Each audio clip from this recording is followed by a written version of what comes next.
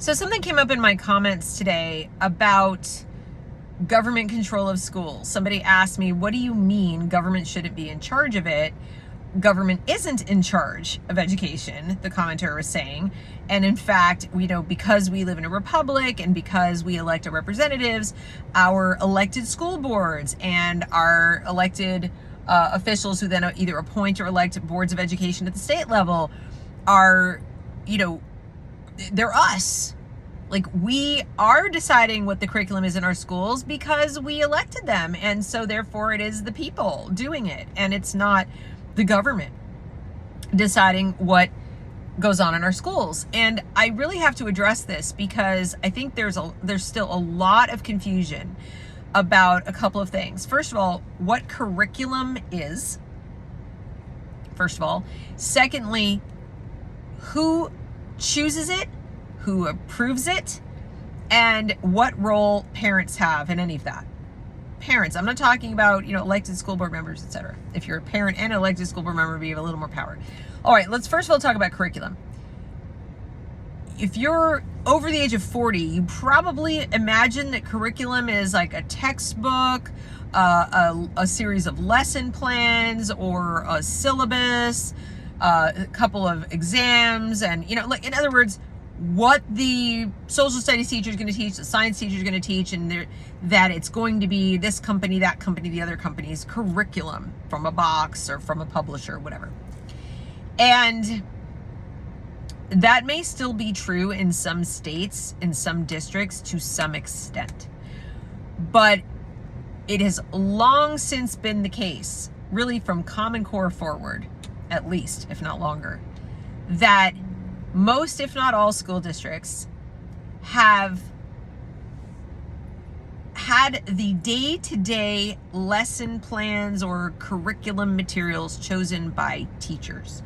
Now, it may be chosen by a department head or a master teacher in charge of a bunch of other teachers in a department, like an ELA department or a social studies department, but within certain parameters. In other words, state standard says, or in connection with Common Core, you must teach, you must cover these things in 8th grade English. Then the teacher can go and choose from a specific set of resources, curriculum resources that are approved by the school or the school board. And very often it's the other way around, like the teachers or the superintendent or somebody in there says, we want to use this. And the school board goes, okay, and of course they're mostly looking at the bottom line because their number one job is to spend the money. They go and, say, okay, we're going to pay for that, or we're not going to pay for that. And as long as what the teachers, the department head, the principal, the superintendent, people at the school level put forth aligns with the state standards, which again are about coverage, not about what knowledge the kids are going to walk out with, nor about what specific vendor they're going to use. As long as they align with the state standards and they come in budget, they're not going to say no. They don't have, they might say no if somebody brought to their attention, oh my God, there's a lot of Christian stuff in there. They might say no. Or, this thing in this material that's on your resource list that they're asking to put on the resource list is bad because reasons. They might take a second look at it and say, well, we're not going to pay for that. If that's what you want, we're not going to pay for it. But they literally can't. The school board cannot tell a teacher, you may not use some free website like Teaching for Tolerance, Learning for Justice at this point, or Teach for America, or, the media literacy program from PBS. You may not use this. The school board can't do that, especially if it's free.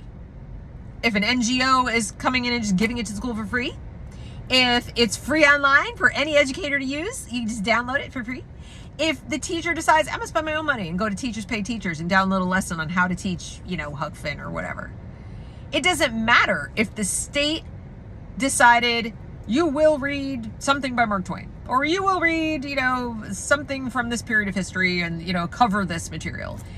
The teacher can decide and really only asked to answer to their, department head or principal or whatever, they can decide how they're going to do that in their room. They can close the door and decide how they're going to do that. I'm sorry if you think it's otherwise. If you believe that the English teachers in your public school are handed a textbook and told you must use this book, do not deviate from this book, that is a very rare situation right now. I'm not going to say it never happens. It may, especially in a smaller school, a rural school, someplace that has a lot of oversight. Maybe parents really are in the building every day and have that, they have that ability to decide. Maybe the teachers are just come from the community and they are totally fine with that. But I'm telling you, in your larger districts, suburban and urban districts in this nation, it is a free-for-all. It is the wild flipping west. And what gets approved at the state level and the district level is more these sort of big things like, we will be teaching comprehensive sex ed in our state. For example, it is mandatory. And here are the 10 resources you can use. That is not the same thing as choosing a curriculum. I hope you guys understand that. That is setting a standard that you must teach this thing, and these are the approved resources. Don't deviate from these 10 or 12 resources, and they very often will be, ideologically aligned and so on. But you must do that. You can't say I'm not teaching comprehensive sex ed. So in that sense, yes. But the specific lessons, again, kind of a free-for-all. If it can be loosely connected to that standard or that mandate, that curriculum material can be used. So I'll give you another example. If I'm told in a school I must teach world history, and one of the resources I may use on my long list of resources is Khan Academy, I can go in Khan Academy and I can straight up just use Khan Academy. I can not ever teach a lesson. I can just go in there and go do Khan Academy, this through that, and do it. Let it grade you, let it do it. I can sit there on my phone all day. If it's on the resource list, I can do that. Buying textbooks that you then have to replace every so often and handing it to a student who brings it home. Have you not noticed? Kids are not bringing home textbooks. They have Chromebooks. They're doing things online at school. Where do you think that's coming from? And the schools are, again, the school's not going, you will use this website.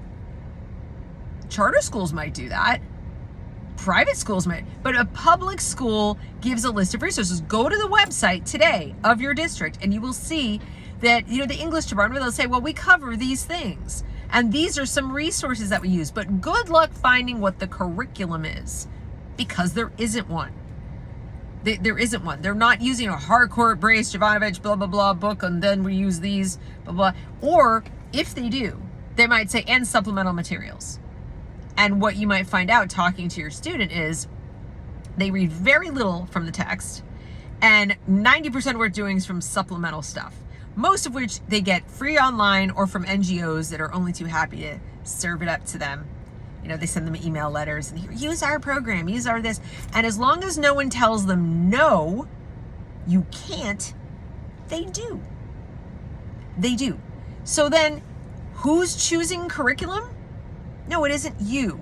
So just because you say, well, our Board of Education said that they have to teach African American studies. Okay. That's not a curriculum. That's not. Even in California, where they adopted these, this math framework. The math framework says what order the courses will go in and, what prerequisites to go to the next thing and what you have to take before the next thing and where tests come in and so on and so forth. But they don't mandate, and you will use this textbook. In fact, you're not even mandated to do the framework. A district can decide we're not using it. We're Beverly Hills, we're whatever. We're not going to use the framework at all. It's optional. The only thing not optional there is ethnic studies. And ethnic studies does have a curriculum in the sense that they have materials, here it is, here's the curriculum. But even that is not, and you must stick to it like glue.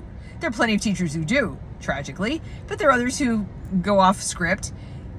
And the people who are most likely these days to get in trouble for going off script are people who are going off script to be more conservative, more traditional, pull in texts that are more classical, more, that talk about things from a perspective of, 25, 30, 50 years ago and aren't, weren't written yesterday.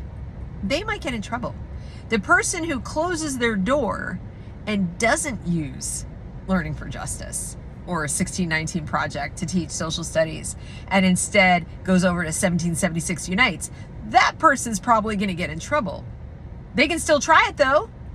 They just tend not to, because the vast majority of teachers were educated in extremely left-leaning teacher colleges, and they went into teaching for social justice reasons, and they're staying in teaching because they're social justice warriors.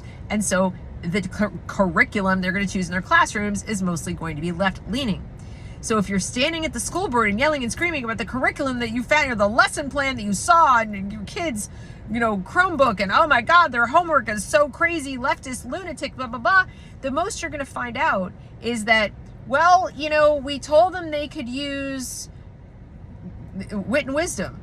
That's one of the things they can use. We have a contract with Wit and Wisdom. They have access online to the materials, or they have the books and they can use them in their class if they want. So that's one of the resources they're allowed to use. You can try to get them to get rid of that, but it's not mandatory. They're not like choosing Wit and Wisdom, putting it in the school and saying, and you must use it. And it's not the school board that chose it. It's not, they approved it because somebody inside the school said, this is what we want to use. This is what we, the superintendent, the principals, the teachers, like I said, the department heads have decided we would like to choose Wit and Wisdom School Board. The school board looks at it and goes, does it align with state standards? Yes, it does. And generally they're reading like something from the manufacturer that says we align to all the state standards, and the kids pass the test and teachers love it and everybody loves it. And so it's affordable. You can afford it. Yada, yada, yada. It's up to date. It's this and that. It covers all the DEI. It covers, check the box, checks all the things that you, the school board, are sort of supposed to, don't pay for things that don't do that, kind of thing. Yes, pay for that. Nobody ever got fired for buying Microsoft. Nobody ever got fired for paying for a curriculum that checks all the boxes. So they go ahead and they go, okay, we'll pay for it. That's not the same as choosing it. The school board doesn't sit there and go, of all the textbooks in all the world, which one should we choose? Now, your state board might do that. Now, I know Texas still does that a little bit, and I know traditionally they were very controversial because they'd have these long debates about our history text must be like this. California used to set standards as far as our textbooks must be like this, and then the rest of the country ended up with whatever California decided because it's so expensive to reprint a textbook for every different state. They just went by the most picky state, which was California. They're also the biggest. So that may still happen in some subjects, but I'm telling you, all that is to make an approved textbook that the teachers may use, not must use. It's not must. Most teachers I know of supplement. And as I said, the only people they answer to are their boss. And their boss is usually their master teacher. If they're more junior teachers, their department head, then their principal, then their superintendent. They don't answer to you. They don't care what you want. They're not really interested in what parents think the curriculum should be, what books you think they should read. They couldn't care less. I would say if I had to set percentages, that individual teachers choose about 70% of the curriculum that goes into their classrooms. And the other 30% is a mishmash of the State Board of Education and the standards that just exist, the Common Core standards or whatever standards that their superintendent says you got to stick to the standards, and they do. They try to anyway, but that's pretty loose because, like I said, it's just you got to cover it. There's a lot of ways to cover something. Doesn't mean the kid's going to walk out knowing anything or knowing it in a way that you would approve of. So my point is, with all of this, if you're going to come to me and say, no, Deb, you're wrong. The government doesn't run education. Parents and school board elected people choose the curriculum. First of all, they're all government employees paid for with your tax dollars, and they're accountable to other government employees. They're not accountable to you. Even that school board that you elect that may have parents on it, they're accountable to the school district. They work for the school district. They don't work for you. You elected them, but they don't work for you. They're not accountable to you except at election time, and even then, if you're continuing to vote for them on the basis of them listening to you instead of I just got to spend the district's money. I got to do, what I'm supposed to do to stick to the standards. That's not how curriculum choosing works. Now, they may represent you a little bit more when it comes to safety policy, things like that. How many locked doors? Do we have security guards? Who's allowed in the bathroom? Yeah, then your school board, does make decisions. They set that policy because they buy the insurance policy. And they're in charge of legal fees if you get sued. So they do care an awful lot about things like that. But what Mrs. Jones is teaching in her third period English class, it's just really not their business. They don't even get to walk into the school building and check. They don't have that kind of authority. So if you're under this impression that your local school board chooses your curriculum, I'm sorry to say you're delusional. It doesn't work like that. There are only 2 states that I know of where they have even a say in it really at all, except to pay for it. And at the state level, you want to go to your state house and start talking to them about why are you making us do multicultural this or ethnic studies that or African American studies that, by all means, go there. I know in New Jersey, Cherry Hill School District decided we're going to have an African American studies curriculum or program or whatever, but that doesn't mean that there is and we're using these specific books every year. You could have an African American studies thing that you have to take to graduate, and it could be filled with wonderful materials. The curriculum for it could be fantastic. People aren't opposed to it because it exists. People are opposed to it because the teachers involved, the NGOs involved in pushing for it in the first place, the superintendent involved in Cherry Hill, etc., set it up on purpose to create a vehicle for getting their personal choices of curriculum put into the classroom. That's why. It's not a curriculum. It's an offering. It's a distribution requirement. It's a subject matter area. If you were using 1776 Unites, it'd be great, but they're not. So let's get it straight. What curriculum is, what it isn't, who decides, and ultimately, it isn't you, parents. It is not you at all. At all. Okay? If I impress anything upon you, you are not the customer. You don't choose curriculum, and your elected representatives really don't either. They really like this much. Okay? I hope that's clear now. Thanks for watching.